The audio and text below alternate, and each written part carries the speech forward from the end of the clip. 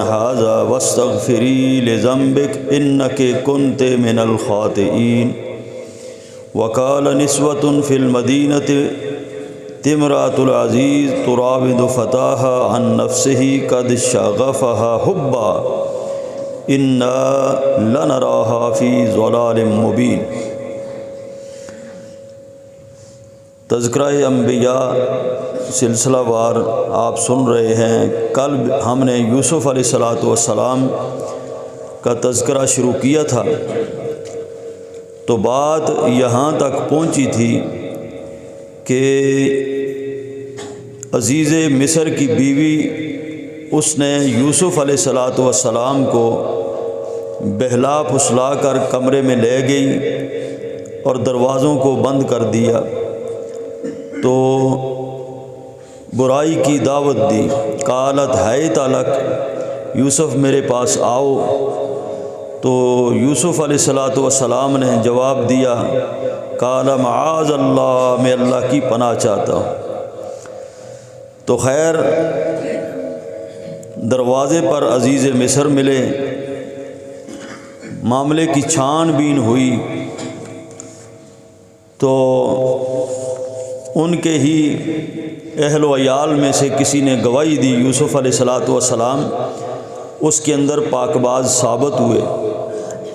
اب یہ بات شہر کے اندر پھیل گئی کہ عزیز مصر کی بیوی ملکہ رانی، وہ تو ملکہ ہے، ملکہ ہو کر ایک غلام کے اوپر اس طرح وہ فریفتہ ہو گئی ہے۔ یہ بڑی عجیب بات ہے کہ غلام کے پیچھے لگ گئی ہے۔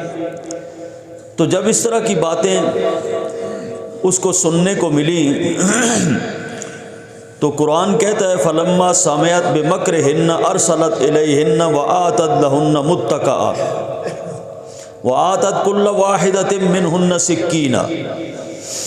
اس نے پھر جو بڑے بڑے وزراء اور بڑے بڑے جتنے سالار تھے ان کی بیویاں جو یہ باتیں کر رہی تھی، تو ان کی دعوت بلائی، دعوت بلا کر دسترخوان بچھایا اور اس کے اوپر پھلوں کو رکھ دیا اور ساتھ میں چھریاں رکھ دی، وہ پھلوں کو کاٹ کے کھانے کے لیے۔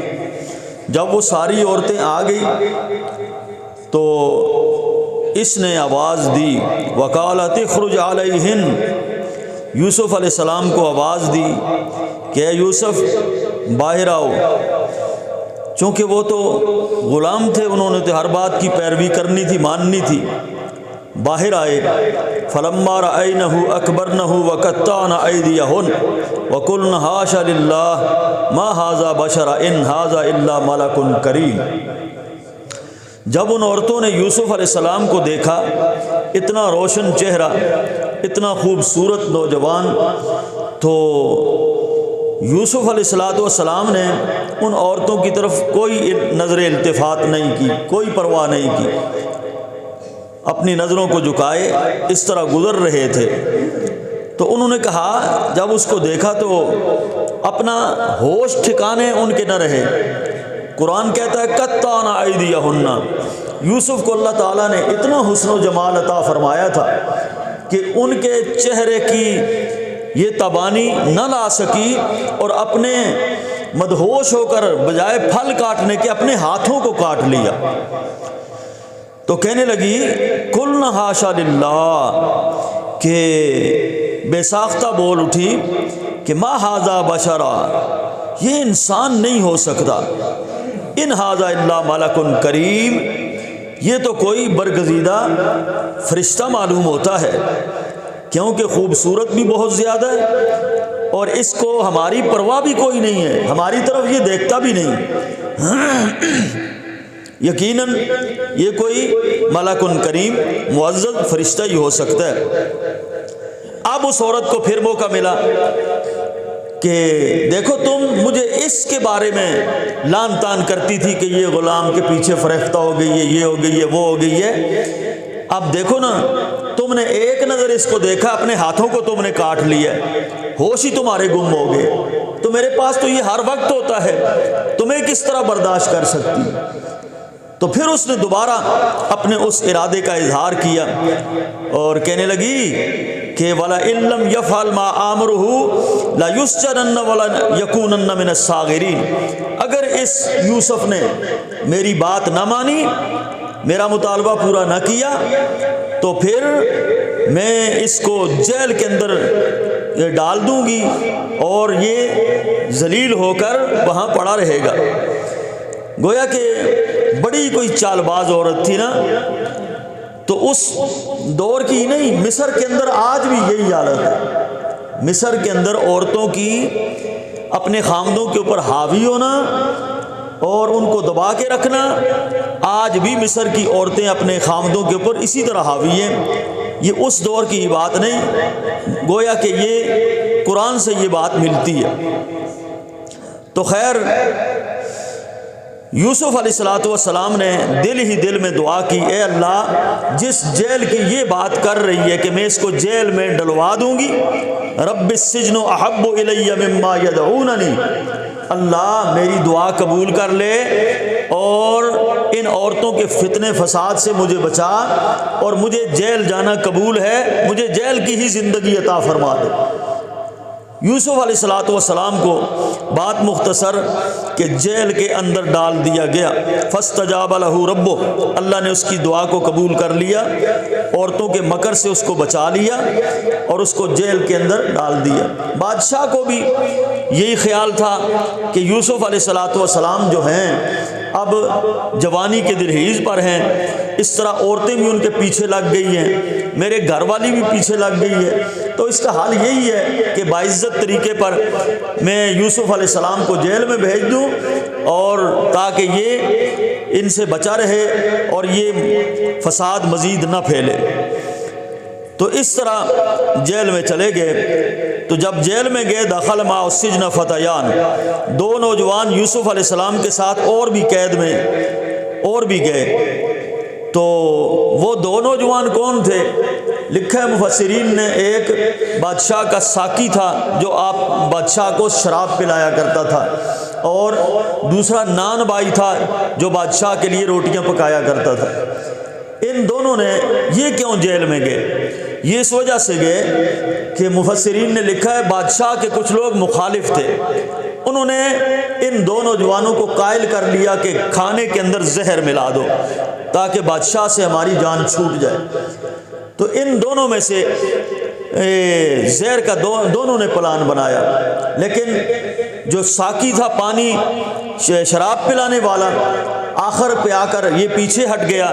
نان بائی جو تھا اس نے زہر ڈال دیا۔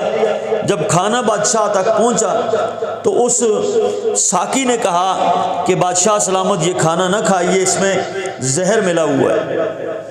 تو بادشاہ پیچھے ہٹ گیا، اور جب یہ معاملے کی تفتیش ہوئی تو یہ دونوں ہی اس کے اندر تھے۔ آخر میں آ کر چلو اس نے بادشاہ کو مطلع کر دیا، اس کی سزا کم ہوئی، لیکن جیل کے اندر دونوں کو اس وجہ سے بھیج دیا گیا کہ بادشاہ کو انہوں نے لوگوں کے کہنے پر مارنے کی، زہر دینے کی سازش کی تھی۔ تو یہ دو نوجوان بھی چلے گئے۔ اب انہوں نے ایک خواب دیکھا۔ خواب یہ دیکھا کہ ساقی جو ہے شراب پلانے والا کہتا ہے کہ میں بادشاہ کے لیے خواب میں انگور نچوڑ رہا ہوں شراب بنانے کے لیے۔ دوسرے نے کہا کہ میں نے یہ خواب دیکھا ہے کہ میرے سر کے اوپر روٹیوں کا ٹوکرا اٹھایا ہوا ہے اور اس کے اوپر سے پرندے اٹھا اٹھا کے روٹیاں لے جا رہے ہیں۔ تو یوسف علیہ السلام نے کہا ٹھیک ہے جی، میں آپ کو تعبیر دیتا ہوں، لیکن پہلے میری بات سن لو۔ آپ کی بات کیا ہے؟ یوسف علیہ السلام کہنے لگے یا صاحب السجن ارباب متفرقون خیر ام اللہ الواحد القہار ما تعبدون من دونہ الا اسماء سمیتموها انتم وآباؤکم ما انزل اللہ بها من سلطان ان الحکم الا للہ امر اللہ تعبدوا الا ایاہ ذالک الدین القیم ولکن اکثر الناس لا یعلمون۔ یہ دعوت، دین کی دعوت پوری کھل کے حضرت یوسف علیہ السلام نے ان کو دی اور کہا میرے جیل کے ساتھیوں، یہ تم نے جو جدا جدا معبود بنا رکھے ہیں اللہ کو چھوڑ کر، یہ بہتر ہیں ام اللہ الواحد القہار، یا وہ رب اکیلا جو زبردست ہے عبادت کے لیے وہی بہتر ہے۔ ان لوگوں کو تم نے نام بھی رکھ لیے، بڑے بڑے سرکاریں بنا لی تم نے، اور جناب ان کی عبادت کر رہے ہو، اچھے اچھے ان کے نام رکھ لیے، ان کی نظریں نیازیں دے رہے ہو، اور اللہ پاک نے ما انزل اللہ بہا من سلطان، اس چیز کی اللہ نے کوئی دلیل نازل نہیں کی۔ تمہیں چاہیے ایک اللہ کی عبادت کرو، ان الحکم الا للہ، اسی کا حکم ہے، فرمان روائی اسی کی چلتی ہے، بس اسی نے تمہیں عبادت کا حکم دیا ہے۔ ذالک الدین القیم، ایک اس کی عبادت کرو، یہی مکمل دین ہے۔ تو بات یہ سمجھ آتی ہے یہ انبیاء کی سنت ہے، جیلوں کے اندر بھی جا کر وہ دین کا کام کرتے ہیں، معاملات کتنے بھی مشکل ہو جائیں، انبیاء کی سنت ہے، وہ مشکلات کی پرواہ نہ کرتے ہوئے ہر جگہ اللہ کے دین کی بات کرتے ہیں۔ تو یوسف علیہ السلام نے بھی اسی طرح جیل کے اندر دین کی دعوت اپنے ساتھیوں کو دی، پھر ان کو تعبیر بھی دی، کہا کہ اے میرے جیل کے ساتھیوں جنہوں نے تعبیر پوچھی ہے، جو ساقی ہے شراب پلانے والا وہ آزاد ہو جائے گا، وہ رہا ہو جائے گا، اور جس نے دیکھا ہے کہ میرے سر پہ روٹیاں ہیں، نان بھائی پرندے کھا رہے ہیں، تو اس کو سولی لگ جائے گی، یہ پھانسی چڑھ جائے گا، اور اس کے سر کو پرندے نوچ نوچ کر کھائیں گے۔ تو ایسا ہی ہوا۔ تو جس کے بارے میں یوسف نے سمجھا کہ یہ رہا ہو جائے گا ساقی، تو اس کو ایک پیغام دیا، یہ کافی عرصے کی بات ہے، تو کافی عرصہ جیل میں ہو چکا تھا۔ تو وقال للذی ظن انہ ناج منہ اذکرنی عند ربک، اس ساقی کو کہا کہ بادشاہ کو کہنا میرے بارے میں بھی کوئی ذکر کرنا کہ یار ایک بے گناہ قیدی اتنے عرصے سے جیل میں تو نے ڈالا ہوا ہے، اس کے بارے میں بھی کچھ کرو۔ تو یوسف علیہ السلام کا اس طرح اس ساقی کو کہنا گویا کہ اس کے ذریعے سفارش کروانا یا مدد طلب کرنا اللہ کو پسند نہیں آئے کہ یہ بندہ میرا ہے، نبی میرا بننے والا ہے، اس نے اس کی سفارش کیوں ڈالی ہے۔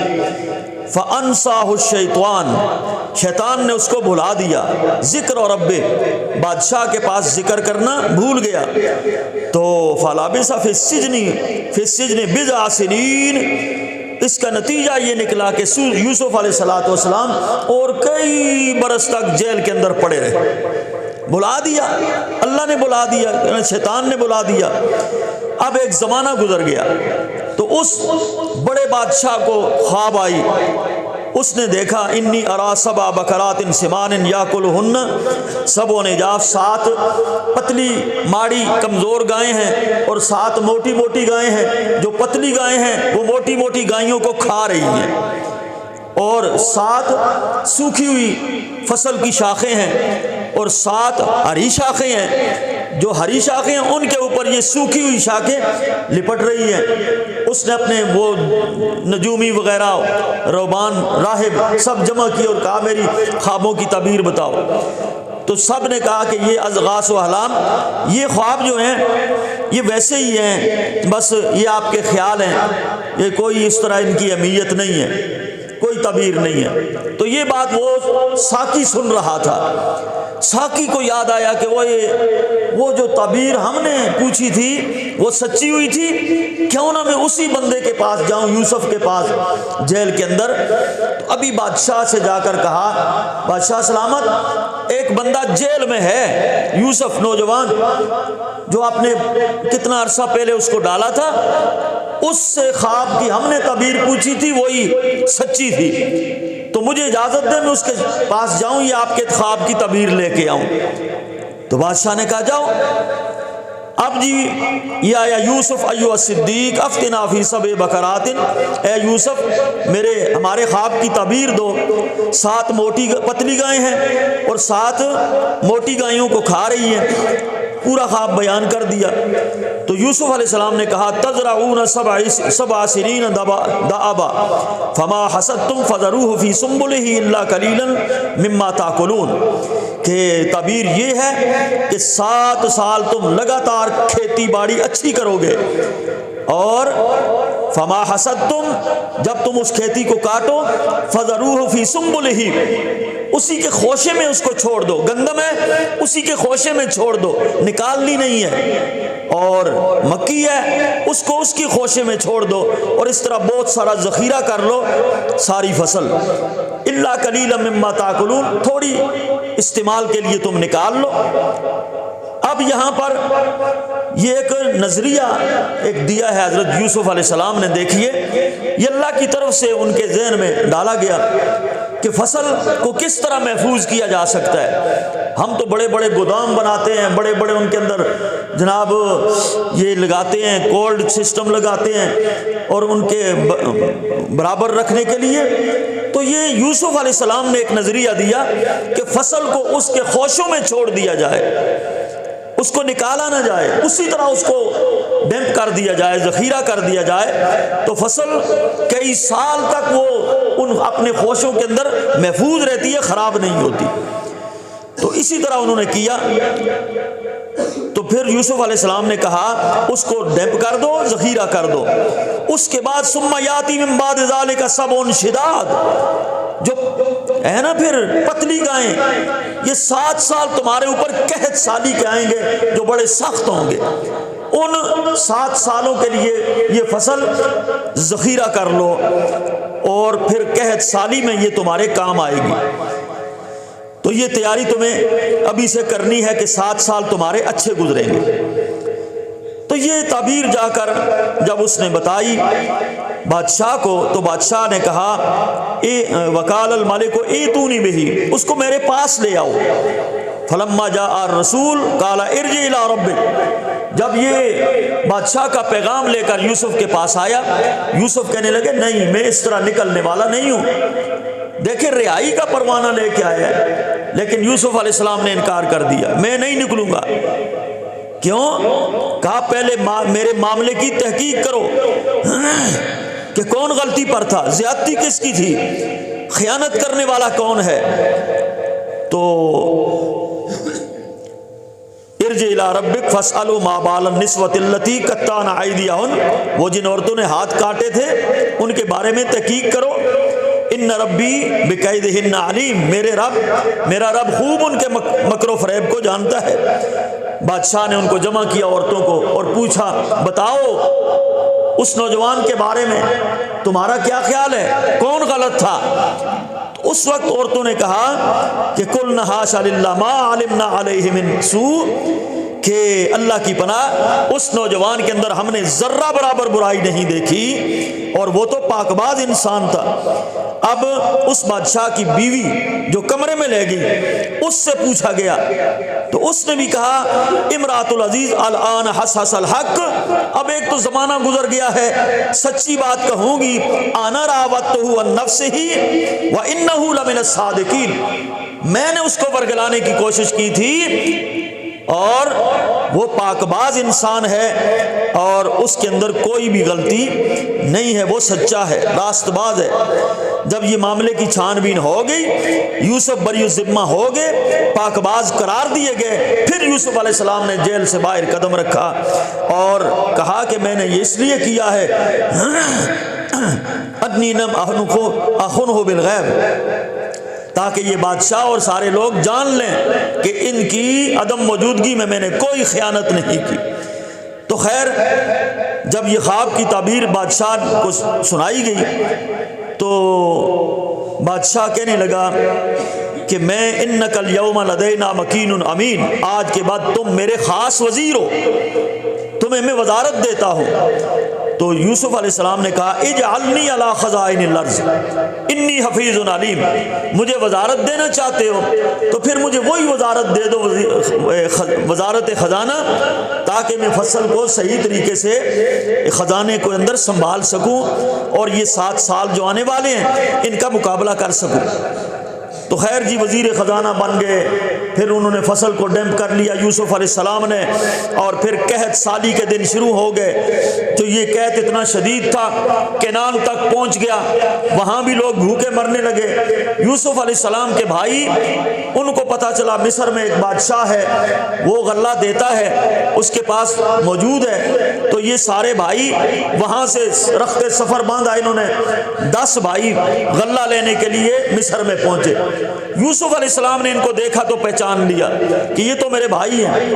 انہوں نے نہیں پہچانا کیونکہ 40 سال گزر گئے تھے، کب 10 سال کا بچہ انہوں نے گرایا تھا، اب یہ 40 سال کی عمر میں ہے، تو کس طرح وہ پہچان سکتے تھے؟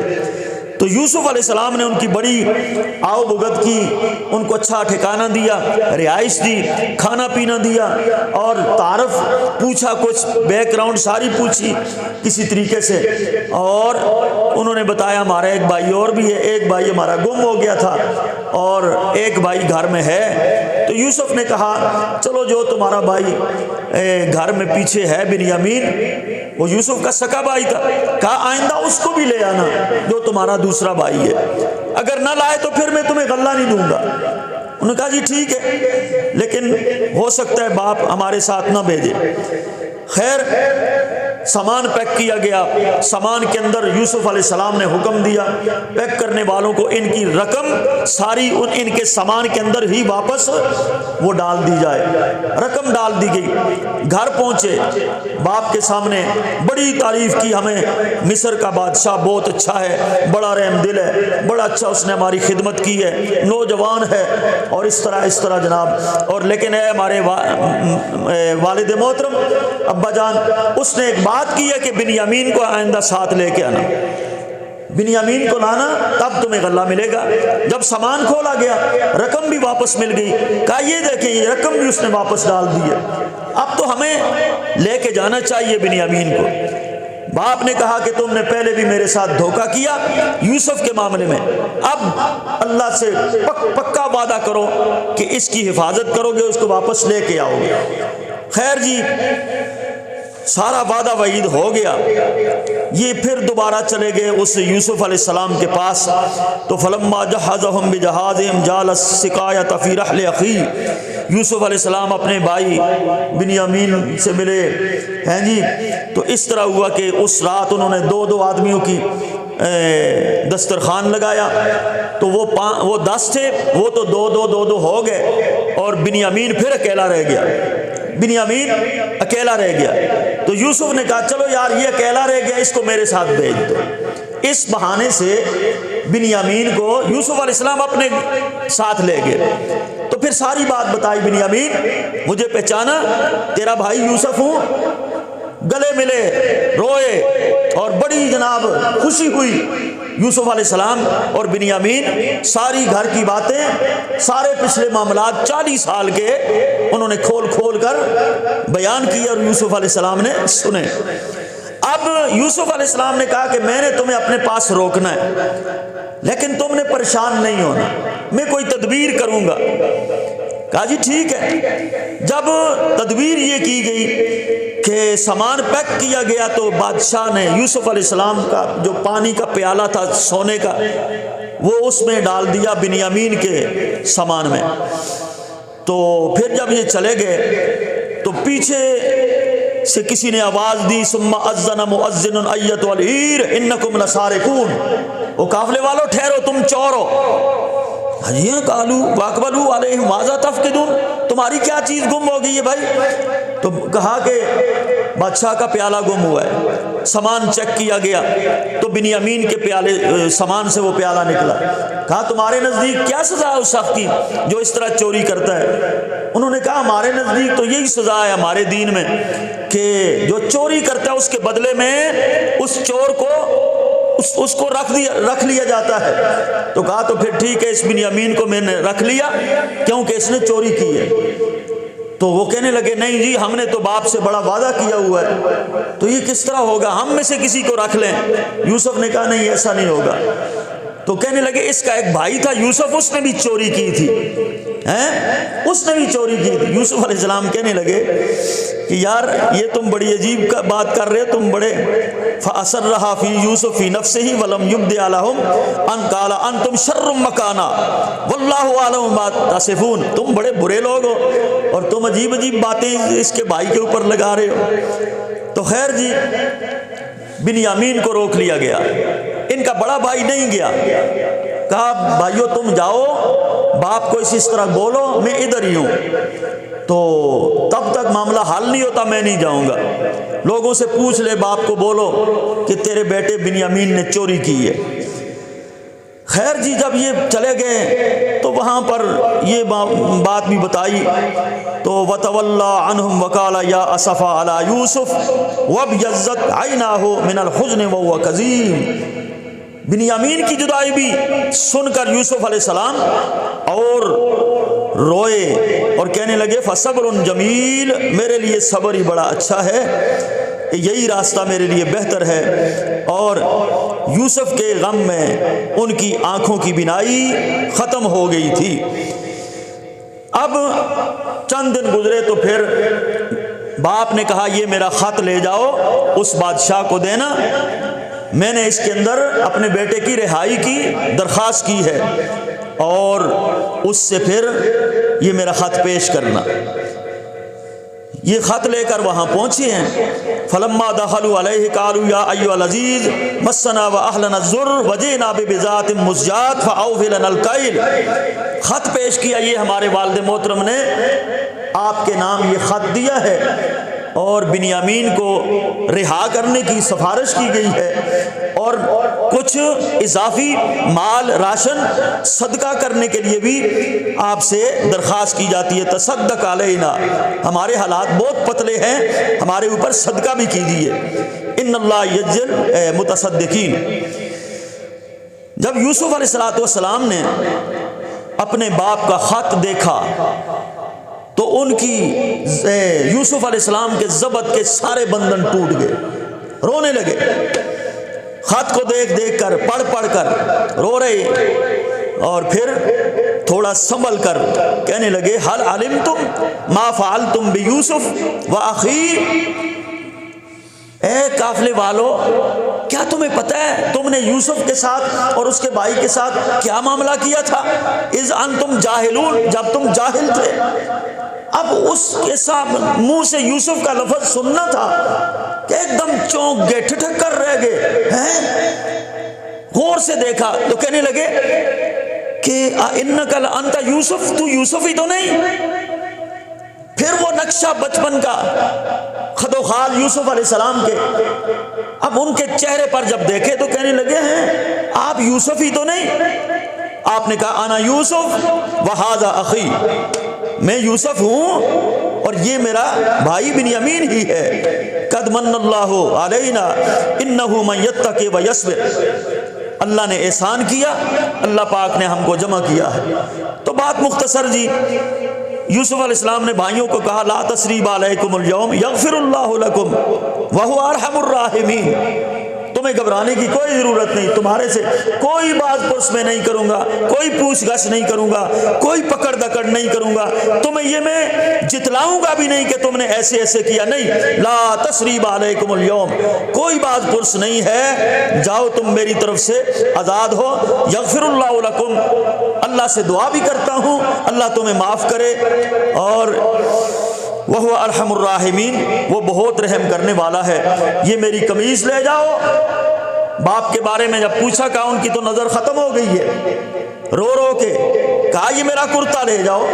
دیکھیں بات بگڑی بھی کرتے سے ہی تھی، اب بنی ہے تو بھی کرتے سے ہی بات بنی ہے، غم بھی لگا تھا تو کرتے سے ہی، خون آلود کرتا لائے تھے وہ رات کو روتے ہوئے، وہاں سے غم شروع ہوا، اور اب خوشی ملے گی تو وہ بھی کرتے سے ہی ملے گی کہ یہ کرتا خوشی کی خوشخبری لے کر یوسف کا کرتا لے کے جا رہے ہیں۔ کہا یہ میرا کرتا لے جاؤ، میرے باپ کے آنکھوں پہ چہرے پہ ڈال دو، اللہ ان کی بینائی کو واپس لوٹا دے گا۔ جب یہ کرتا لے کر یہاں مصر سے چلتے ہیں تو یوسف کہاں بیٹھے ہیں؟ یعقوب علیہ السلام وہ کنعان میں ہیں، فلسطین میں ہیں، وہاں پر ان کو خوشبو آ گئی۔ قال ابوہم انی لاجد ریح یوسف لولا ان تفندون، اے میرے گھر والو آج مجھے آج مجھے یوسف کی خوشبو آ رہی ہے، اگر تم مجھے پاگل یا دیوانہ نہ سمجھو۔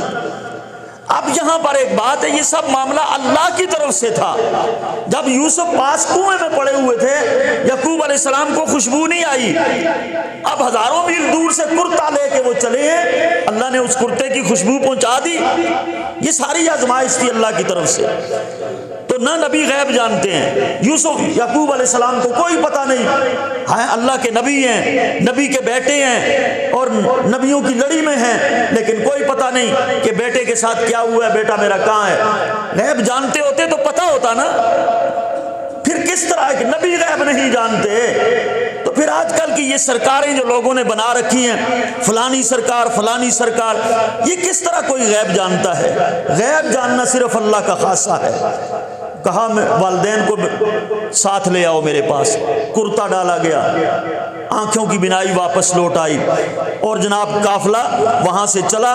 مفسرین نے لکھا ہے 70 آدمی تھے جو واپس وہاں سے مصر کی جانب آئے، اور اس کے بعد فلما دخلوا علی یوسف، یوسف علیہ السلام بڑے استقبال کے لیے سرحدوں پر گئے اور استقبال کیا اپنی فیملی، اپنے والدین کا، اور آوا الیہ ابویہ وقال ادخلوا مصر انشاء اللہ آمنین، کہا مصر میں داخل ہو جاؤ، انشاءاللہ تم بڑے ہی پرامن رہو گے۔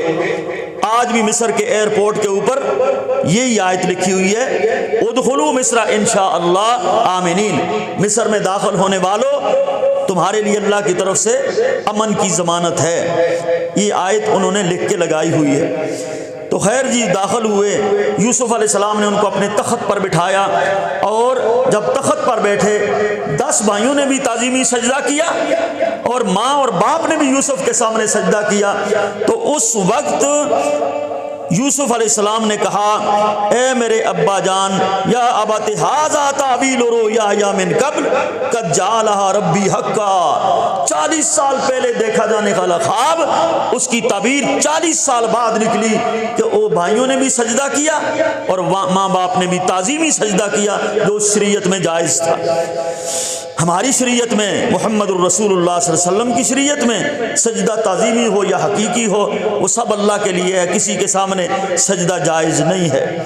تو اس طرح جی پھر وہ مصر کے اندر آباد ہو گئے، یعقوب علیہ السلام، یوسف علیہ السلام۔ پھر یوسف علیہ السلام کی جو وفات ہے وہ 120 سال کی عمر میں ہوئی، اور مصر میں مدفون ہوئے، اور پھر بعد میں ان کا جسد خاکی موسیٰ علیہ السلام نے مصر سے نکالا، تو وہاں فلسطین میں اپنے آباء و اجداد کے ساتھ یعقوب اور اسحاق علیہ السلام کے ساتھ جا کے ان کو دفن کیا۔ اللہ تعالی ہمیں سمجھنے کی، عمل کی توفیق عطا فرمائے۔